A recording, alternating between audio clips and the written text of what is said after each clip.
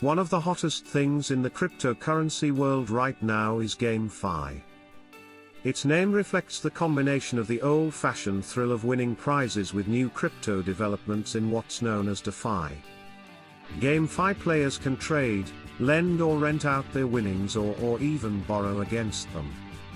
You can't do that with the stuffed kitty you scored at the county fair.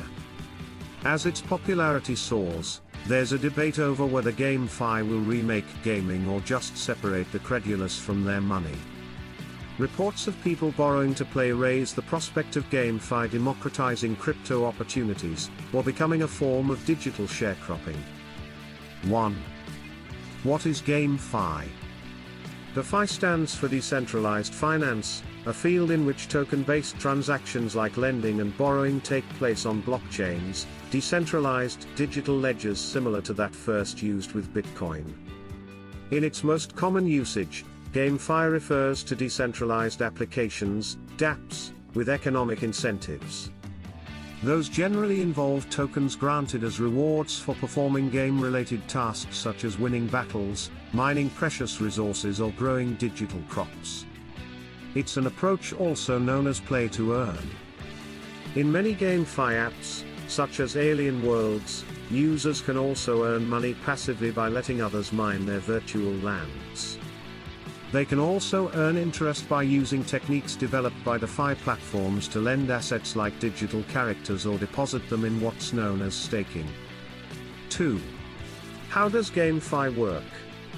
Details can differ, but here's the basic, and most successful, model to date, introduced in the game Axie Infinity, which had $564 million in on-blockchain transaction volume just in the last 30 days, per dApp Radar.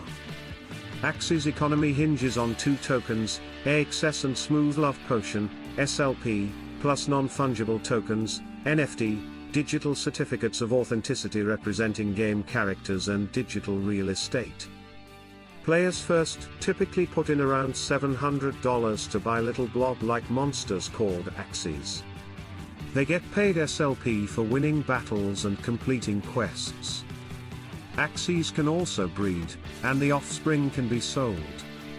XS is what's known as a governance token that confers a right to participate in discussions on the future direction of the project.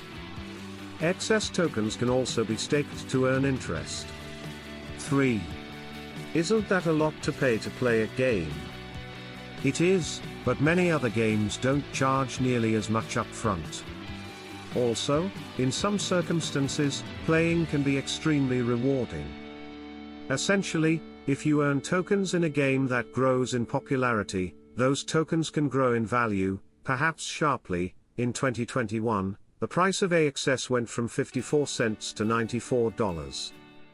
That means playing is not only a contest against digital dragons but a form of currency speculation as well. Whether or not that's a sustainable model, during Axie's upswing it was enough to attract players in low-income countries like the Philippines.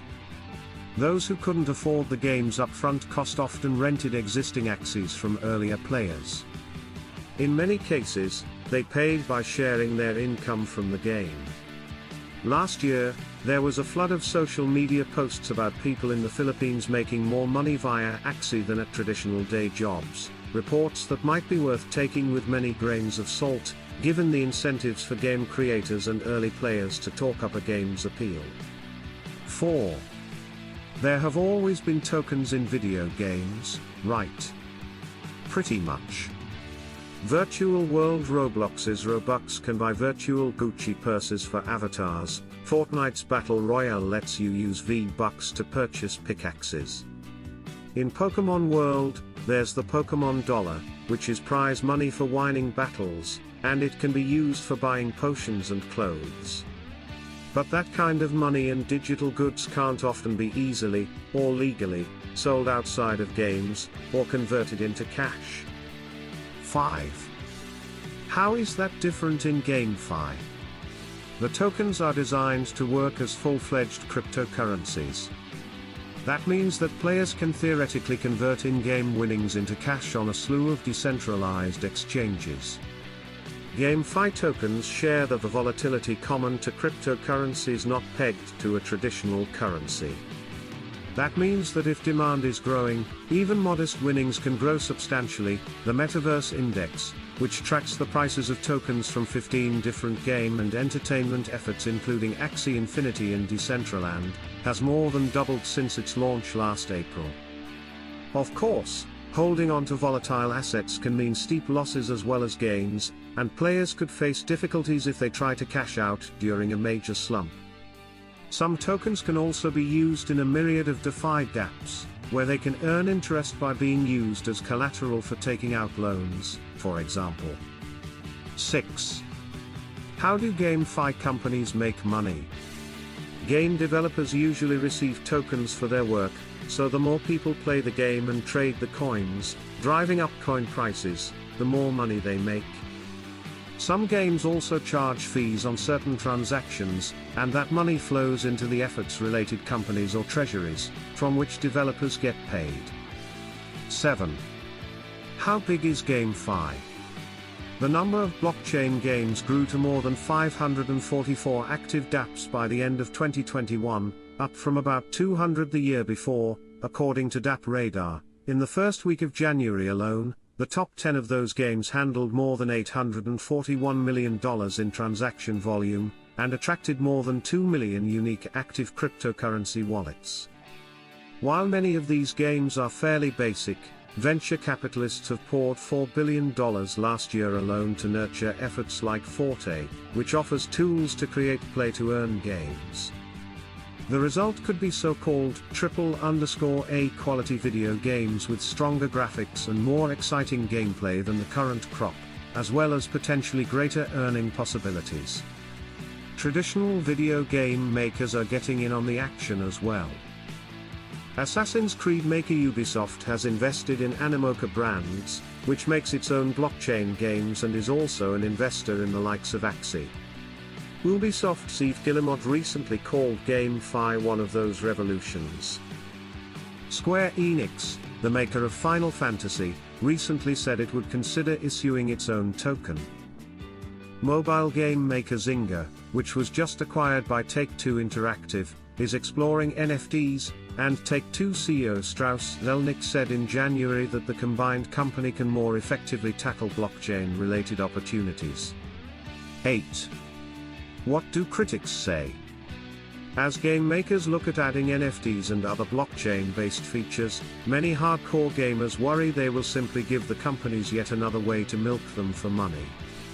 Then there's a long list of ways things can go wrong in GameFi, besides the potential for token values to crater. Regular folks playing these games can lose out to bots, computer programs designed to play these games for profit that can post millions of transactions a day. Sunflower Farmers, a game in which players are rewarded for planting and harvesting digital crops, recently had to take its website down to fix a vulnerability bots exploited. Its SFF token fell from $5.25 on January 2 to 8 cents on January 13, per Tracker Coin market cap. Bugs in code abound and can mean losses too. There's also the real possibility of a rug pull, developers making away with money. That's what happened with a game based on the Netflix show Squid Game. Its currency fell from $2,860 to near zero in one day in November as the game's creators cleaned out over $3 million in funds. 9. Is this about anything more than making money? Many proponents see GameFi as a chance for the little guy, the player, to come out from under traditional game makers' thumb. Many players loathe some of the companies that make their games. Some dislike the firm's sexist cultures and others are angered by the way they entice users into paying for additional content. GameFi apps, in their ideal form, are governed by their communities of users, who decide on things like fees. Through tokens, gamers own a piece of the effort. They also own their digital avatars and other NFTs. 10. Are regulators looking at GameFi? At this point, regulators are still trying to catch up with earlier waves of crypto developments. They have already signaled they have concerns about the freewheeling world of DeFi, and could release additional rules this year. It's not a stretch to think that games with DeFi-like features will have to abide by the same rules, and probably sooner rather than later, if success stories like Axie Infinity are anything to go by. Like and subscribe for future updates.